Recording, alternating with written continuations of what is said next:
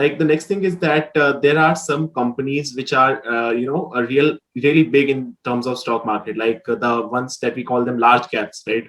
And similarly there are Yeah. companies whose stock or the initial price is very low, and that is what we call them as small caps. So can you elaborate that? Yeah. Okay. So basically, cap over here is something called market capitalization. So let me tell you about market capitalization. So basically, it is like suppose a company has a price of its share as rupees 100, and suppose it has 100 shares floating in the market. So the market capitalization of that particular company basically signifies its market value. So the market capitalization would be calculated like it will be the product of the share price into the number of shares that is floating in the stock market. So that would be 100 into 100, that is 10,000 would be the market capitalization. So dealing with the small cap and large cap, basically small cap are the companies which have small market capitalization, and large cap are the companies with like Large. Okay. larger market capitalization. So smaller in terms like 300 crore, 400 crore are basically small market caps. And when we talk about large cap companies, they may have thousands of crores in the market capitalization. So what happens with market capitalization is basically the companies with large market capitalization are considered to be a safer option than the small cap companies, because large cap companies are also established ones. That's why they are having high market capitalization, and the small cap ones are the riskier ones, but they can give you high returns in comparison to high risks as well. Would you like to just explain the process of if somebody who has never been into stock market, right? Can you suggest some processes through which he has to go through in order to start investing? Okay. So before entering the stock market, one must have a demat account. Demat account is something where you can hold shares in electronic form. So demat account. So there are for demat accounts you need some brokers, because you cannot directly deal with the exchange like the NSE or BSE. There are brokers in between which process your order to the exchanges. So, like when you talk about brokers, there are basically two types of brokers, like the traditional ones and the discount ones. So, in traditional ones, generally you see banks like Kotak Securities, ICICI Securities. These are the traditional brokers. So the thing is, with traditional brokers, they give you various research reports and a lot of support, but the brokerage fees is quite high in traditional brokers. So generally, people like us opt for discount brokers like Upstocks, Angel Broking, Zerodha, and demat accounts like these. So you need to have a demat account for entering into the stock market. For that, you need to get attached to a broker. Okay. So, when we talk about brokers, in discount brokers, like Upstocks, I prefer Upstocks. Then Zerodha is also an option, which is a great option. Then we have Angel Broking, and we have also Fires, which are really really great brokerage firms. And the charges that they take are actually somewhat similar, almost same. Yeah, yeah. So you can go with any of these, but if you ask me, I would prefer Upstocks. Okay, okay. Actually, these are the new, companies that are actually coming up and making the entire process of investing very easy for us, right? So that's the reason I Yeah, asked you this, and right? the interface of these brokers in online form is basically very clear. That if you're a newbie and you don't know anything about that, you can Exactly. obviously go ahead and buy or sell a stock Yeah, very and simply. that's very easy and very convenient, right? So when we talk about stock market and stuff like that, we cannot really forget about the crypto market, right? So what do you think about the Yeah, crypto crypto market market and the is future? something which is in the boom these days. Like not in terms of price, but in terms of coverage in public.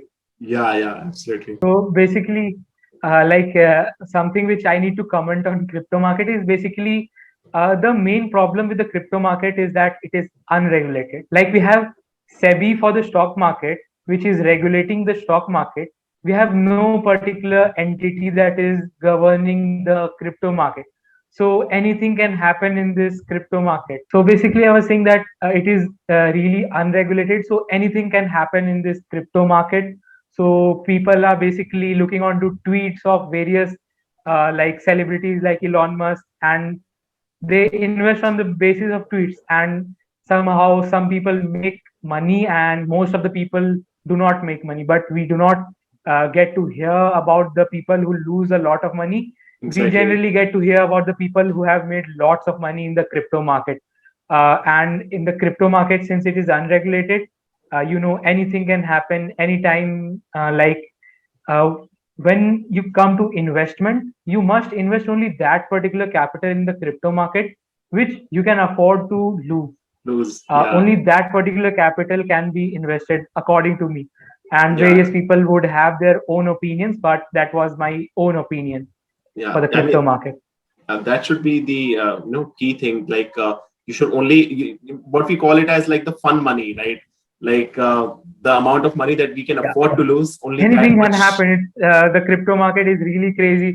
You Yeah. can convert 1,000 rupees into like 10 lakh rupees within a day. You never Exactly. know. Exactly. Yeah. Yeah. So Yeah. that is the So thing.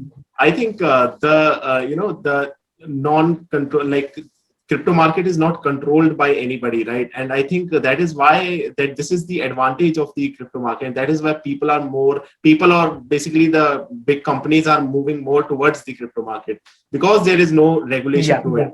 So how do you think about Apart that? from the regulations, also they have the concept of blockchain where your data is basically extremely secure. Yeah, yeah. So that is the reason companies also move in the crypto. Like, have you made some money into the stock market also? Yeah, I have been investing in the stock market for almost 2 years now. Not investing, also trading. Okay. I have made decent amount of returns. For talking about my portfolio, which for the long term portfolio that I created last year, it is around in 42% profit as of now. So that is a good amount. That if you look onto the current situation, and expecting these particular returns like 45% within a year is somewhat not possible. This was possible only due to this boom that was seen in the stock market in the last years after the pandemic. Yeah, yeah.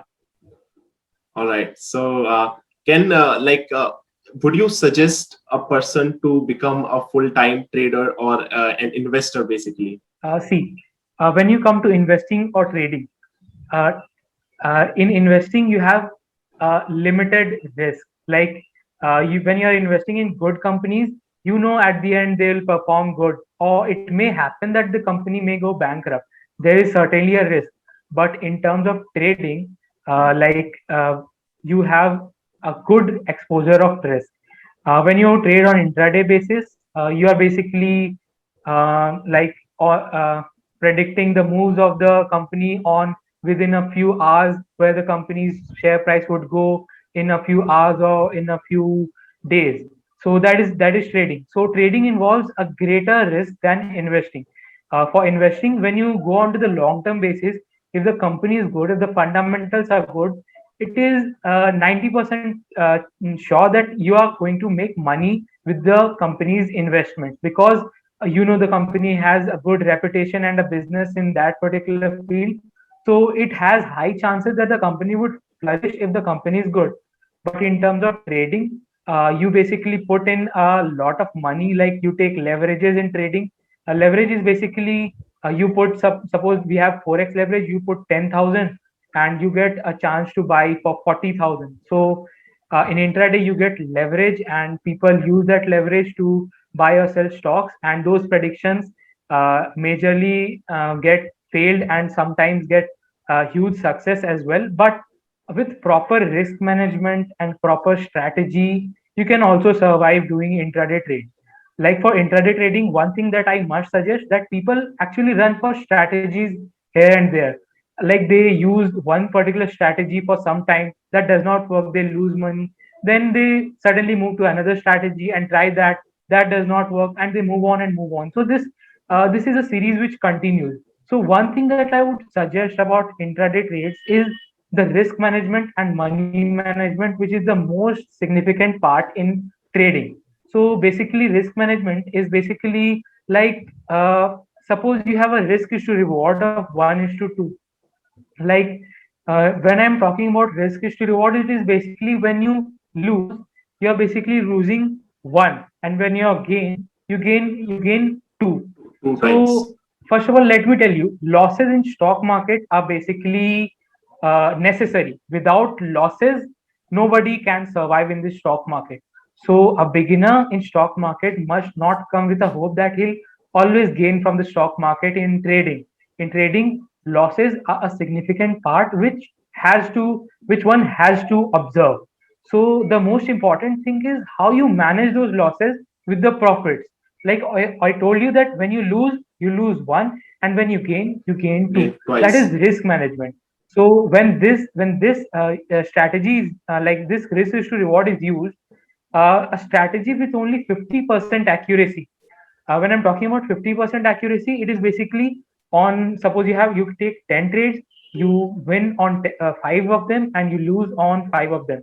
With 50% accuracy, you are going to be profitable at the weekend or the month end if you follow proper risk issue reward of 1:1.5 or 1:2 according to the need of your strategy. So risk management, money management, position sizing as well as strategy is important for the stock market in terms of trading. So I think this is it for the video. And so thank you, Praneeth,